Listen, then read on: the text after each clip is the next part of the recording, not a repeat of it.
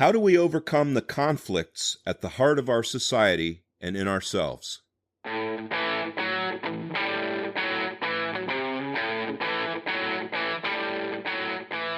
Welcome to the Hub for Important Ideas. I'm Steve James. And I'm Ken Swain. In this episode, we discuss conflicts, both in our society and within ourselves. From the way we cope with our individual anxieties to our society's militarization and attempts to dominate the world. We're going to share with you part 2 of an interview we did with Dr. Kirby Farrell a number of years ago. Kirby is a professor of English at the University of Massachusetts Amherst, the author of a number of books, including Post-Traumatic Culture. He was a regular contributor to Psychology Today online. He is also a jazz pianist and a composer. Here's the interview with Dr. Farrell. Welcome, Dr. Farrell. Delighted to be here. Great. I know we asked you this last time, Kirby, but could you mind going over this again? What is thinking the unthinkable? Well, that's a term I would use to talk about the way in which we need to understand all of the awareness that we exclude from everyday life. Most of us live in a magical circle of habit, routine, rules, regulations that seem to protect us from unexpected and unwanted catastrophes and surprises. Ultimately, Ernest Becker would say, from death and the fear of death, which is almost as terrifying as the real thing. So in order to stay inside that magic circle, we have to screen out a lot of things that we're aware of, but really make life much more complex and take a kind of courage and concentration and energy that we sometimes can't manage as individuals and also as a whole culture. So our job as citizens, and my job as a critic, is to try to see what is it that we're not thinking about that could help us cope with the world and understand and be happier with ourselves. Think the unthinkable. Think the unthinkable. Now, you've spoken in the past about the inescapable conflicts that define us as humans. How does that work in all this? Well, I mean, one of the problems is that on the one hand, we're animals like all the other animals. We have many of our genes in common with our primate cousins, which is to say we live by hunting, killing, butchering, chewing, eating, and then expelling as shameful waste living things, right? You look at a slaughterhouse and you're looking at one side of human experience. On the other hand, we're symbolic animals, unlike the squirrels and the chickens, who don't worry about what names to call each other and maps to find hidden nuts.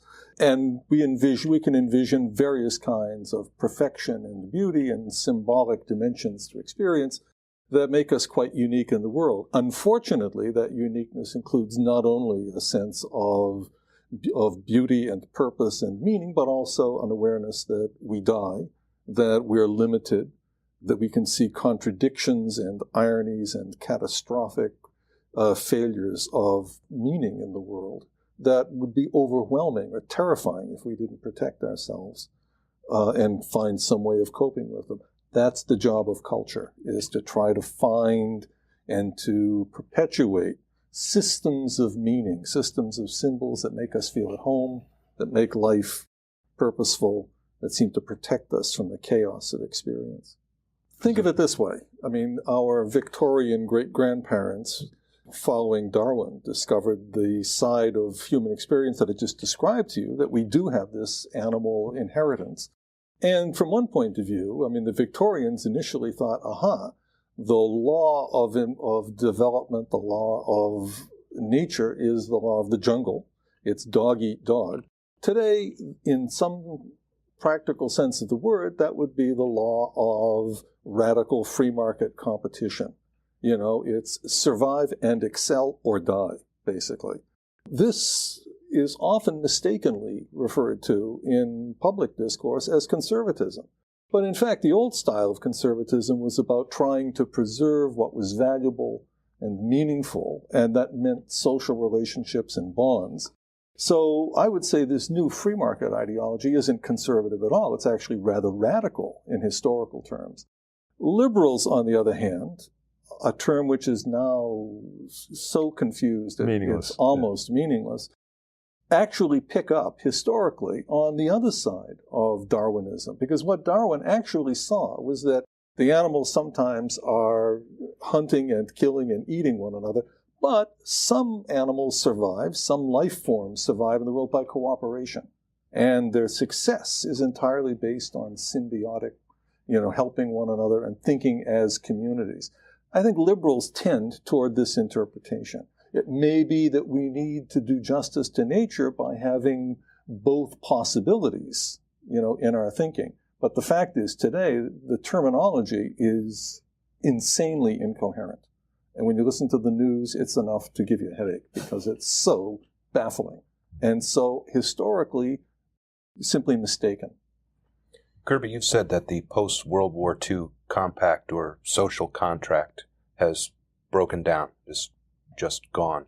What was that originally, and how has it changed? Well, World War II gave Americans a sense of being the world's heroic rescuers, using military force to restore law and order and, as it were, love and appreciation to a world that had gone catastrophically mad. Tom Engelhardt, in a book called The End of Victory Culture, says that this story served Americans from 1945 on up through Vietnam. It made us feel good about ourselves. In Becker's terms, it was a kind of heroic immortality. We had done something that defined us in a lasting way as perpetually useful, good, wholesome citizens of the planet. And what complicates this is that the war also inadvertently left us economically more powerful than any country. This has turned out to produce an American dollar, which is now wildly overvalued and implicated in dangerous cycles of boom and bust economics. We now are the most indebted nation on earth. And 41% of our foreign debt is now owned by China, for example, which is the manufacturing powerhouse that America was 50 years ago. So that's a dimension that's radically changed. The other dimension is that World War II produced the military-industrial state. And we now produce far and away more weapons than any other nation on earth, many, many more times than the next nearest competitor. We sell more weapons to countries than any other country on earth. We are the merchant, as it were. This mentality and investment and infrastructure and all of the roles and apparatus that went with it eventually became the corporatized military of the Vietnam era. Gabriel and Savage, two sociologists, wrote a book called Crisis in Command, in which they point out that the American army actually fell apart in Vietnam because it had been turned into a kind of corporate structure. And after the defeat, when everyone was terribly demoralized, so much genuine goodwill and ambition and sacrifice had come to naught. In the effort to re-understand that, the military became more technological, as it were, more remote controlled. We now talk about smart bombs, and we try to make it less personal. But of course, what this also means is that it's less controllable by the feelings of individual participants. It can be controlled from a great distance. The military has been rehabilitated. This was Ronald Reagan's great project.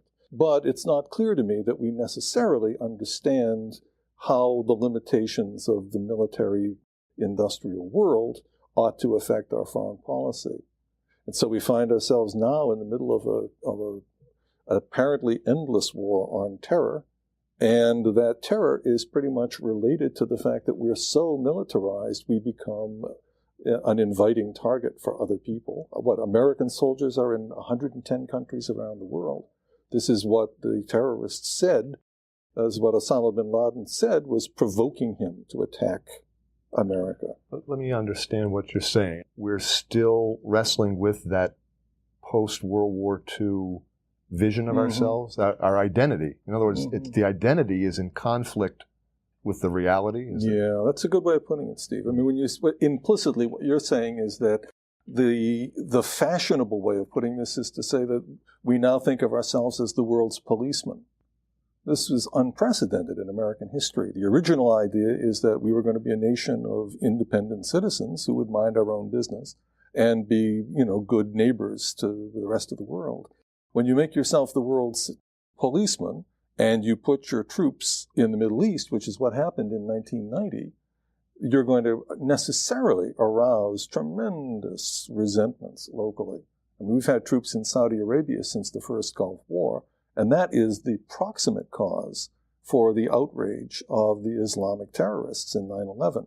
This doesn't get talked about very often, but I can see no way of getting around this as a fundamental cause and effect relationship. So these are very complex issues, but I think our point, Becker's point, would be that things happen as systems in life. You very rarely find a pure villain.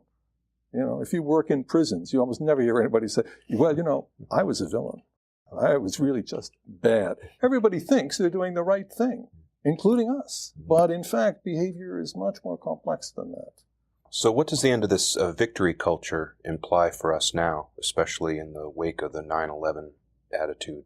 Well, I love Tom Englehart's term. He says, look, we're suffering from storylessness. And if you think about it, I mean, Hollywood movies, what are they? Endless, violent melodramas in which you fantasize about antisocial impulses and then hammer them down, right? Everything is retro in American culture. You know, son of Sequel, the big movie where stuff blew up.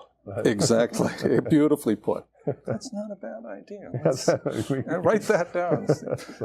You know, if things are going to be retro like this, it's a sign that we're anxious about finding new ways of understanding who we are and where we're going. In post-traumatic culture, I was arguing that almost all the problems we face now and the solutions were perfectly obvious in 1890. Well, what did Vietnam do to our culture? Well, that's a complicated question. My sense would be that what emerged from Vietnam was a very complexly self-deceiving reaction to defeat. I mean, before the war began, or in the early days of the war, when people started to say, is this worth it? Someone no less than Ronald Reagan himself was talking about invading the country, turning it into a parking lot, and being home by Christmas. That's a paraphrase of a quote. That's a fantasy of extermination. These people were farmers. They weren't any threat to us. And the devastation, the killing, the scale of the slaughter was shameful. We never really came to terms with this problem. Yeah, there was this depression, this feeling of, we lost. Well, the term post-traumatic is associated with those returning veterans who did suffer. I mean, it's terrifying to go into a war like that and suffer physically and mentally and then have grave misgivings about the honorable nature of the act you undertook. But in terms of our culture today, I mean, where do we find ourselves now in this post-Vietnam? Well, one thing I think you can say is that we have compensated, in part brilliantly. I mean, they're not kidding when they say they have the world's most industrialized and technologically sophisticated military. So we have, I mean, it's as if we'd caught a cold, and the reaction of the body has been this ferocious production of antibodies. And now we're talking about militarizing space and preemptively attacking countries if we have a suspicion they might be hostile to us. So there is a need for a kind of philosophy and a kind of understanding that is as yet only beginning to come to the surface. Part of this is obviously a reaction to the suffering of 9/11, which was indeed catastrophic for many, many people. I mean, a lot of the fear, the grief, the loss of confidence in the future was palpable, and there's no way of minimizing that. But as with catastrophes going back to the beginnings of human history, the heroic survival means finding ways of forgiving your enemies, forgiving yourself, and understanding where you are realistically in order to prevent further aggression and further terror. And so my inclination would be to say, let's look around for leadership that's trying to calm a really terrified and aggressively aroused population. You know, let's look around for leadership that can make us feel heroic for trying to understand who we think might be our enemies. Kirby, how has our view of heroism changed? It seems to me it's becoming highly theatrical, and also in a strange way robotic. If you think about it, a lot of the military language and metaphors and imagery you're seeing is actually celebrating the machinery, the tools, the weapons, more than the character. More than the purpose. More than the purpose. More than the individual courageous human being that has to go out there and run the risk of giving up life for an abstract but important purpose, whether it's family or country or... We invented all these amazing weapons, and now we need a reason to use them and show you what they can do. Well, that's one possibility that would go with it. I would think that in some senses, the world becomes more threatening by the decade because of things that are on the edge of human control. I mean, nuclear weapons, indebtedness, overpopulation, the struggle over fundamentalism versus modernism around the world. In this country, scarcity of food and water and absolutely. Land. Yeah. Absolutely. I mean, as you know, one argument for the struggles in the Middle East, and hence one argument over the terrorism in Manhattan, is the very real likelihood of energy shortages over the next few decades. The Hubbert's peak argument, based on the geologist Hubbert, argues that in fact we're probably in this decade seeing the peak of world hydrocarbon production. So from this point of view, it could be perfectly understandable if folks around the world thought, well, the Americans are being predatory. They're trying to get their hands on the one reservoir that still has major production possibility in the world. Because after all, energy is like food in the modern world. It powers industry, and it gives us the vitality that has freed up leisure time and therefore freed up this fantastic production of gorgeous cultural richness over the last 100 and 150 years. Washington talks about stabilizing the world, and Becker talks about humans as animals in competition for survival. How does Becker's view help us to understand the current events we're talking about here? Well, if you recall, what Becker is insisting on is that we're inherently conflicted. There isn't any way of making the conflicts disappear. What you can do, and this is what Freud said, is try to understand that you're trapped in conflict, in which case, suddenly, heroism and value are not so much the heroic strutting of a hero in a white hat, but in fact, an admiration of grace and beauty and communication and empathy, the ability to see how other people must be feeling and thinking, and therefore to try to find language that can bring them into some common shared experience with you. Emotional intelligence. Yeah, that's a lovely phrase. Yeah. That's a lovely phrase for it. So in that sense, I mean, we're talking about a very basic operation of raising a generation to understand and appreciate, and literally appreciate, to love the need to communicate, the need to be able to share the heart as well as the greed for life, to disarm the danger with other people. But why is this such a dangerous time historically? It just seems like we're on some kind of a precipice. Yeah. Well, don't you feel that this has to do with the scale of life in modernism? World population now is massive in a way that's unimaginable to previous generations. We've got nuclear weapons. This was not a problem, in the Revolutionary War. Suitcase nuclear weapons, bioterrorism. We're finding that people get frightened and they start recreating their cultures in very narrow, mechanical, rigid ways. I mean, we think of this as sort of cult religion or fundamentalist religion in some of its forms around the world, but it doesn't have to be religious. And it's basically narrowing down the range of things we're free to think about and therefore to cooperate over.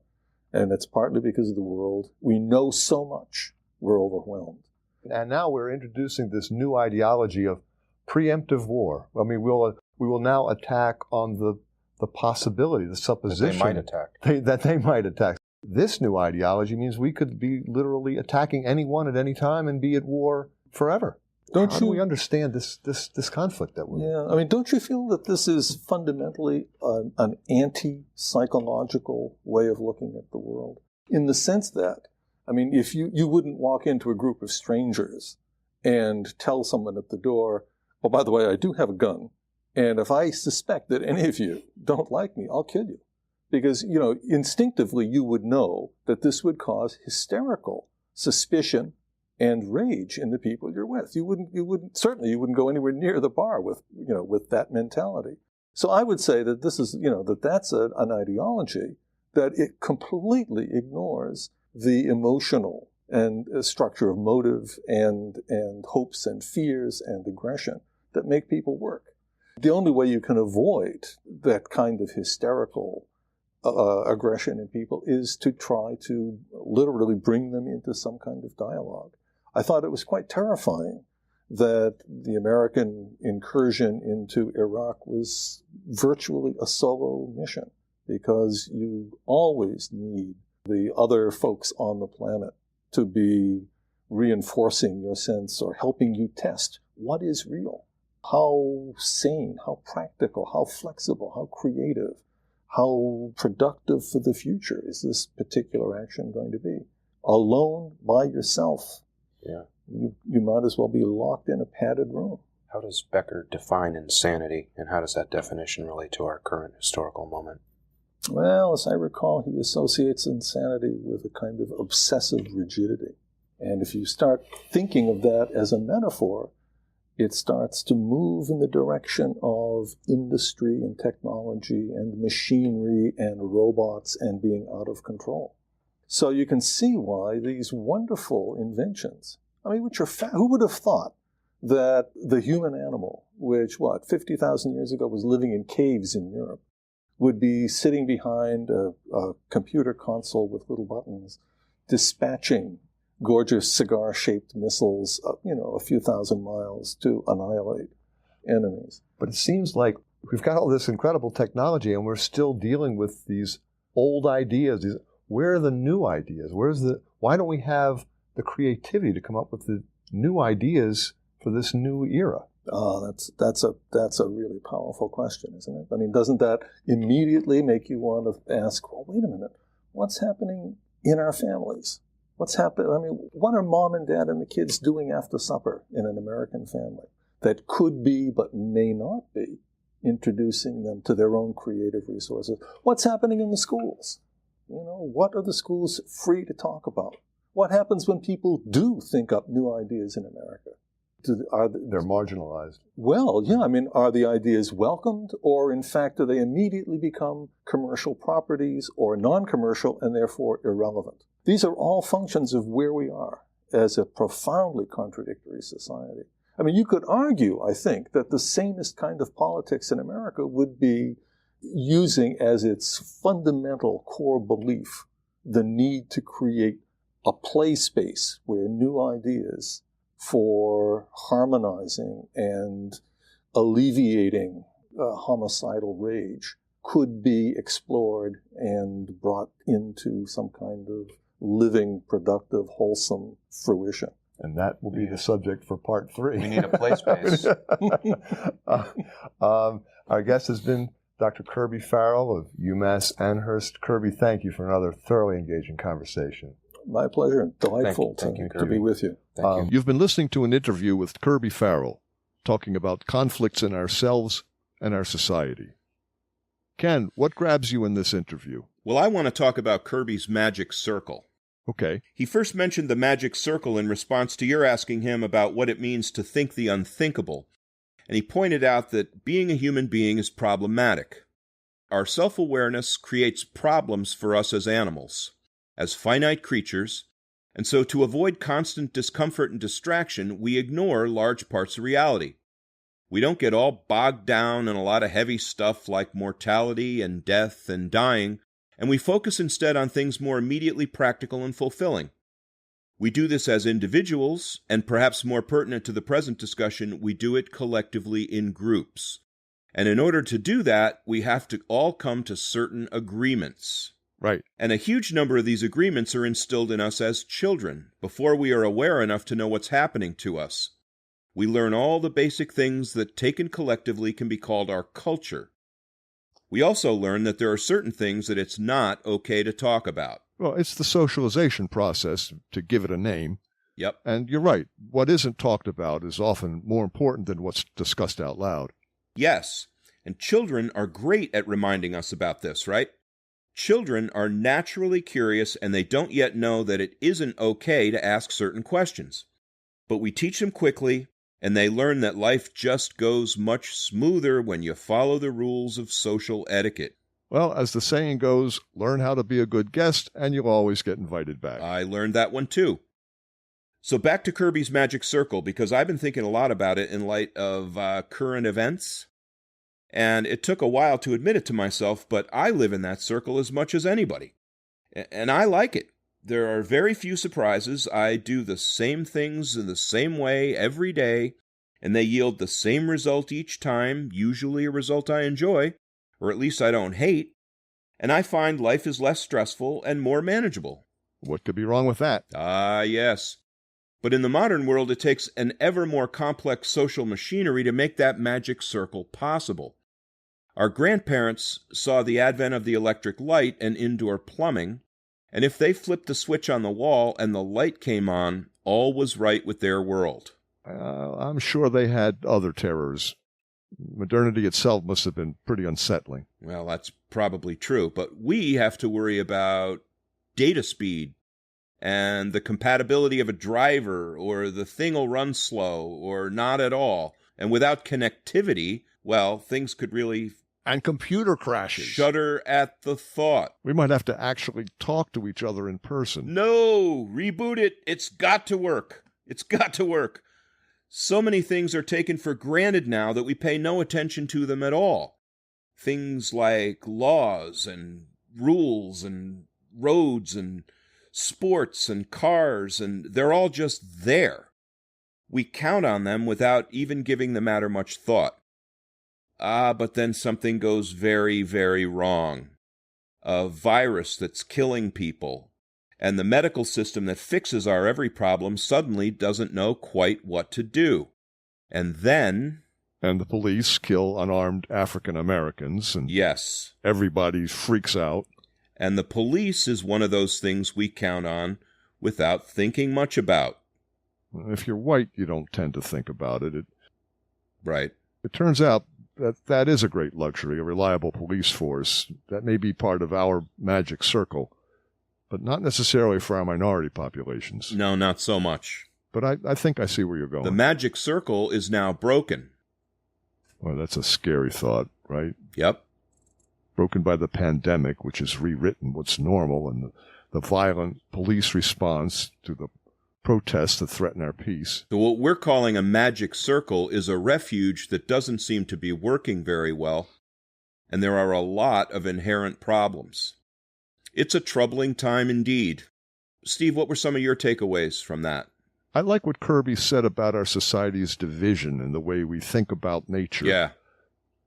I think that was a really interesting and insightful idea of his. He says that the conservative mindset looks at the law of the jungle, a dog-eat-dog world that's embodied in what we call free market competition, right, which of course isn't really free.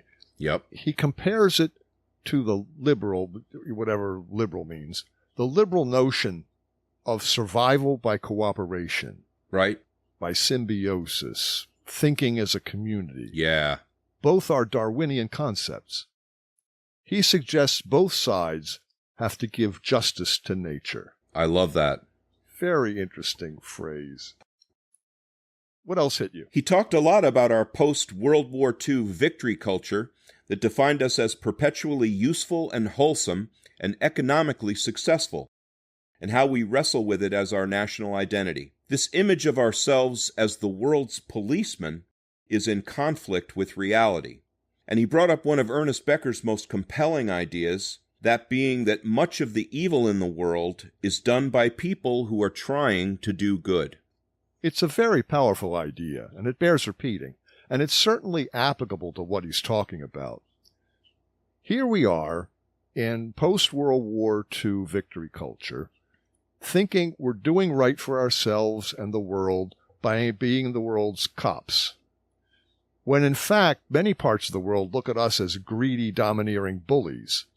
And this whole concept of people doing evil when they're trying to rid the world of evil, well, that's from Escape from Evil by Ernest Becker. Yep. Jerry Piven talked about it in episode 5. You can listen to that if you missed it. That's a very unsettling idea. Oh, absolutely. It's a very important idea. Kirby also talked about Becker's definition of insanity as obsessive rigidity, which I think is a very important idea in this divided, rigid society we're in right now. Yeah. We seem to be in a very rigid, almost insane time. Yes. With what Kirby called inescapable conflicts that define us. Maybe what we called tribalism last episode could be called rigid parts of our society. Yes, it's polarized also. Yes. Kirby emphasized the military in all this. He called it the corporatized military. Post-Vietnam military became more technically sophisticated and rehabilitated after our defeat over there. Yeah. He talked about post-traumatic stress in the soldiers. Yeah. But in his writing, he talks about post-traumatic stress that maybe the whole country was suffering from PTSD after the defeat in Vietnam. That's an interesting idea. And I think of the U.S. as a militarized society. We've been at war since before the nation was founded in 1776. If you Google U.S. wars or look it up in Wikipedia, you see a list of 125 declared wars, quasi-wars, wars against Native Americans for generations, domestic armed conflicts and rebellions, invasions of other countries, and a whole variety of military incursions and adventures that involved armed conflict. One after another, war has been our default mode from the beginning. Wow. Yeah, every generation. It's no wonder that our inclination when there are protesters in the streets is to treat them like our enemies and bring in military-style police and actual soldiers to do battle with our own civilians. We're certainly doing that. Look at Memorial Day, one of our most sacred holidays dedicated to our military. 7 states also celebrate Confederate Memorial Day in April, and Texas also observes Confederate Heroes Day. Alabama and Mississippi combine Robert E. Lee Day with Martin Luther King Day in January. Yikes. I'm amazed by that one, trying to put those two together in your mind. Arkansas used to have their own Robert E. Lee Day in January, but they moved it to October. I wonder why. Oh. Virginia celebrates Robert E. Lee Stonewall Jackson Day on the Friday before Martin Luther King Day. Unbelievable. The gross insensitivity of these holidays. Think about people who are taking down statues and Confederate flags, and on the most sacred day of the year for African Americans, people are celebrating Robert E. Lee and Stonewall Jackson. It's mind-boggling. But we digress. That's one part of this. But the other part is they're honoring war. Right. They're honoring people who killed hundreds of thousands of Americans. Yep. The worst traitors in the history of our country, who, by the way, never suffered for their crimes of rebellion and insurrection. They pretty much just went home, didn't they? Pretty much. So here you've got a nation today that wants to put Julian Assange on trial and give him possibly capital punishment. Put him to death for being a journalist. Right. Right? But Robert E. Lee, he didn't get hanged or shot. He just went home. I'm sorry, I'm digressing. That's all right. So this is all about war, about killing and dying in armed conflict. It's very possible that Kirby's notion of PTSD in a society could very well apply to the South. In their culture, there is still PTSD underneath. It's the result of the shame and guilt and the undermining of their identity. Yeah. That they were defeated and occupied, the only part of America that was ever occupied by an invading army. Yeah, America lost in Vietnam, but basically, we didn't win the war. We walked away. Right. The Vietnamese didn't come and occupy the U.S. and occupy Washington. Yeah. Americans went home in shame, but didn't suffer what the South suffered after the Civil War, the war between the states. Right. And that trauma, I would maintain, is still in their culture. Yeah. And the shame and guilt are still there, buried Yeah. beneath the surface. They're not conscious of it, Right. but it motivates their actions. Another thing Kirby points out is that high-tech warfare it's less personal. It's less human. For some reason, I don't know why it was coming into my mind, but it reminds me of the movie 2001: A Space Odyssey. You've seen that. I don't know if our listeners have seen it. It's, Yeah, probably most of our listeners have seen that movie. So I think that most of our listeners are probably about our age. Maybe. Well, if they were our age, they were probably stoned when they saw it. I'm sure the new generation saw it stoned too. But anyway, in this movie, you have these prehistoric proto-humans who discover the first tool, a thigh bone. And what do they do with it? They use it as a weapon to kill and gain control of a competing tribe. The first tool in history was a lethal weapon. Right. Then the movie fast forwards to 2001 AD, and we have spaceships, and potentially the most deadly invention of all, artificial intelligence. Right. HAL, the computer, is the most ruthless killer imaginable. Our future beckons.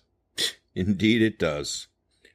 Our internal conflicts define us as humans, and our society reflects the conflicts inherent in us. What an amazing concept. Kirby talked about heroism, and I love it when Kirby gets hopeful because he gets poetic. Yeah, he does. And he talks about heroism as an admiration of grace, beauty, communication, empathy, the ability to see how other people must be thinking and feeling, of finding language to bring people to some kind of shared experience. Isn't that beautiful? That's a wonderful, wonderful idea. I love that.